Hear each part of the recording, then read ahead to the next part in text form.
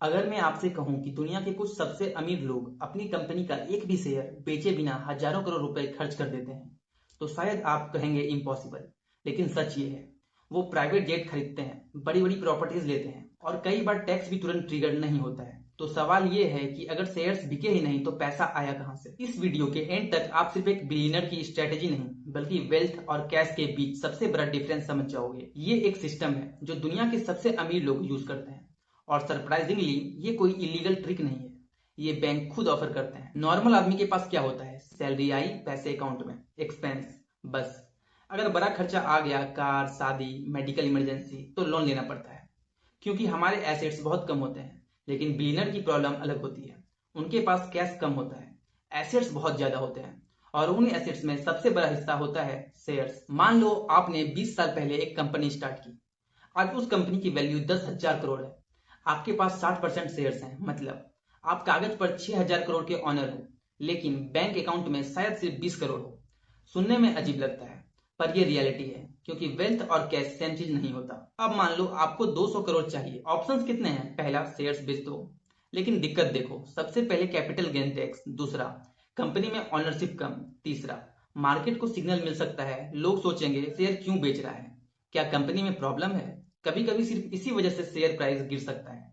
तो बिलियनर सोचता क्या है, क्या और कोई रास्ता है? और वहीं से शुरू होता है ये असली गेम। वो बैंक के पास जाते हैं और बोलते हैं, मेरा शेयर्स रखो, बदले में मुझे लोन दे दो, बस।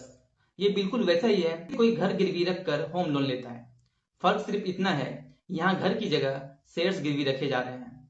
इसे कहते हैं लोन अगेंस्ट शेयर्स। और बैंक इसी तरह के क्लाइंट्स को खुद अप्रोच करते हैं क्योंकि उनके पास ऑलरेडी बहुत वैल्यूएबल एसेट्स होता है। सोचो, अगर किसी के पास 1,000 करोड़ के शेयर्स हैं, बैंक उसे पूरे 1,000 करोड़ का लोन नहीं देगा। हो सकता है सिर्फ 400-600 करोड़ दे। इससे सेफ्टी मार्जिन बनता है। अगर शेयर की प्राइस गिर भी गई तो बैंक के पास सिक्योरिटी बचती है।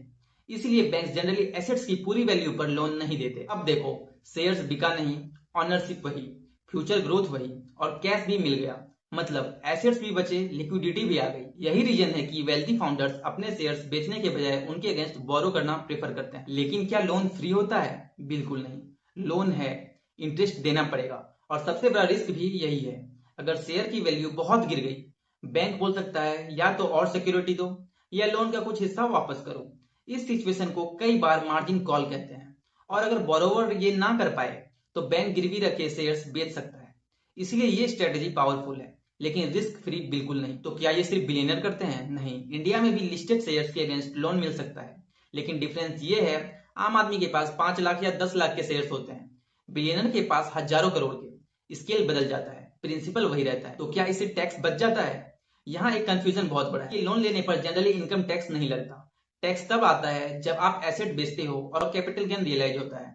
इसी वजह से लोग बोलते हैं बिलियनर शेयर्स बेचने के बजाय लोन लेते हैं। लेकिन इसका मतलब ये नहीं कि टैक्स कभी देना ही नहीं पड़ेगा। अगर बाद में शेयर्स बेचे जाएंगे तो एप्लीकेबल टैक्स रूल्स तब भी लगेंगे। तो अगली बार जब कोई बोले बिलियनर के पास इतना पैसा है फिर भी लोन क्यों लेता है, तो जवाब सिंपल है, क्योंकि वो अपनी वेल्थ को बेचना नहीं चाहता।